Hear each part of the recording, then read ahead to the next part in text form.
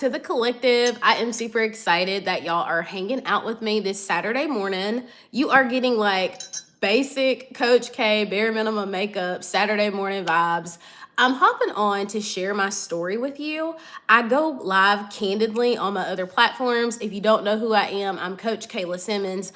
I'm the main character coach, and I teach women to basically step into their main character era and truly unlock their highest potential. You can find me on Facebook, Insta, TikTok, LinkedIn, literally everywhere.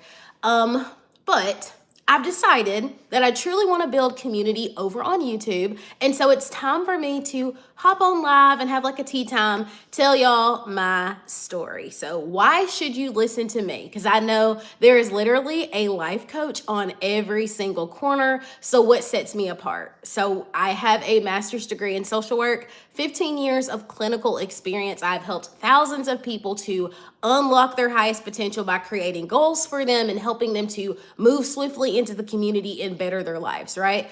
I am a certified master life coach on top of that, but more importantly, I am a graduate of the School of Hard Knocks. Like, I am a recovered people pleaser, perfectionist, like you name it. I have been there. My boundaries were the absolute worst. My self-worth and self-confidence have been lower than the baseboard. Y'all, your girl has been down through there. And typically when I'm telling my story, I pick up at like the 2019 mark because that is the change that most people saw because I was already really visible and live on socials. But let's be very clear. In 2009, a couple of days before I turned 21, I met my ex-husband. We got married in 2011.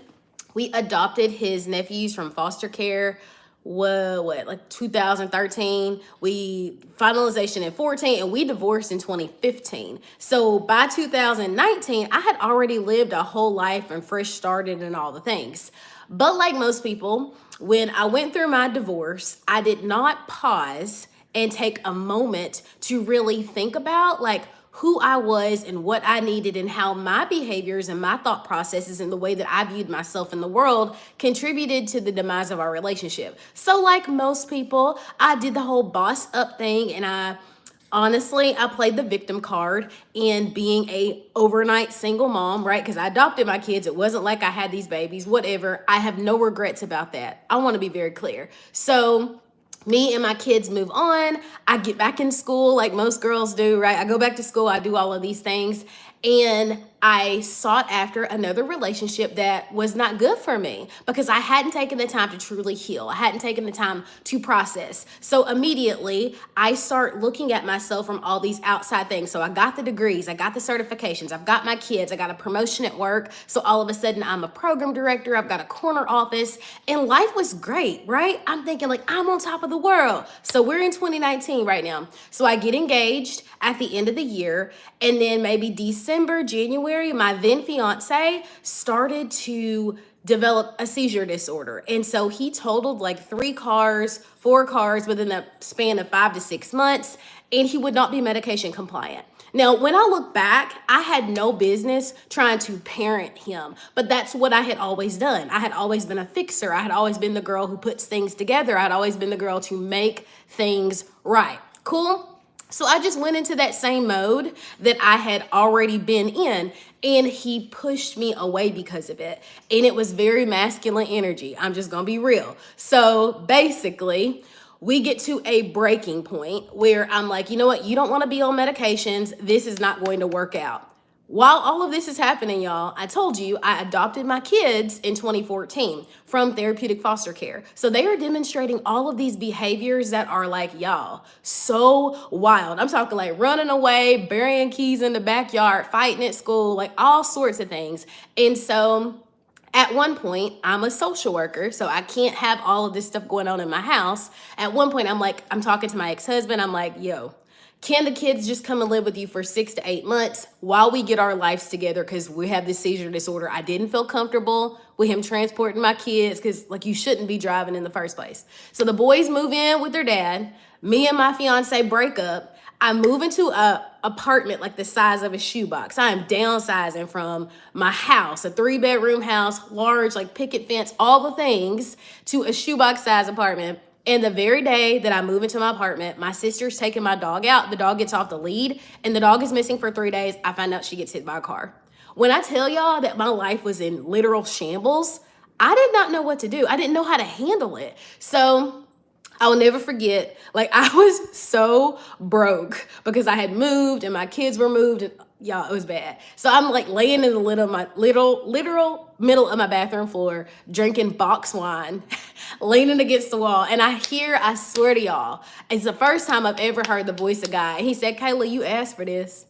And I'm like, what? Like, you gotta be kidding me. There is no way in hell I would have asked for this. Like, why would I have wanted this? Like, I wanted all the things. At this time, I'm still a perfectionist. I'm still concerned with my image. I'm still concerned with what people think of me. So why would I want my kids displaced? Why would I want my wedding called off? Why would I want my life to fucking suck?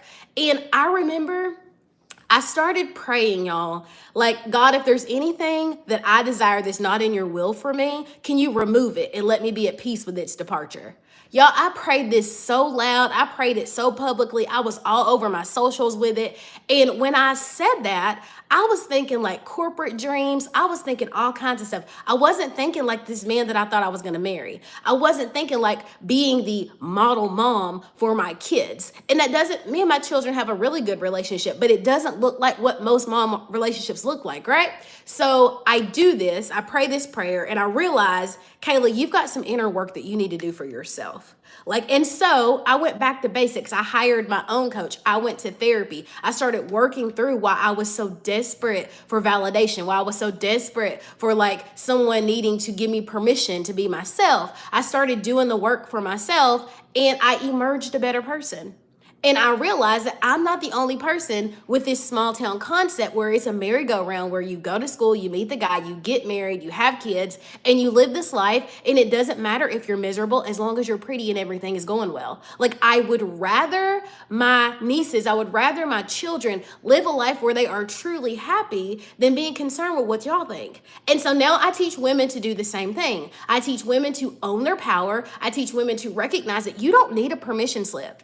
If you're waiting around for somebody to give you permission to go back to school, to get a new job, to find a new city, to whatever it is, that permission slip is never coming. And that's fine, because the only thing that you need is the knowing and the certainty that you are enough just as you are. See, one of the most interesting things is through all of this, I remained like a top performer at work. I got my degree. I did all of these things, but my self-worth meter was super low. And so I had to learn to build up my self-worth to match where my self-confidence was. And so if you're interested in learning to be the main character of your life, come on, follow my page, because I'm teaching you the strategy. I'm teaching you how to change your mindset. I'm teaching you how to truly tap into your identity, not what your parents say you should be, not whose mom you are, not who you married, not what you do for work. Like, who are you? When nobody is looking, when the lights go out. I'm teaching you how to build your confidence. I'm teaching you how to tap into your self-worth. I'm teaching you how to change your life. And I love what I do. I pour into you so big. My clients often say, Kayla, you're the kind of coach that leaves people better than when she found them, right? So like, it is just, it's an amazing experience. And I get on here all the time and I'm like talking about how to change your life. And I know y'all see me and you think, man, she's super confident. Man, she just jumps on, she doesn't care. But that took time.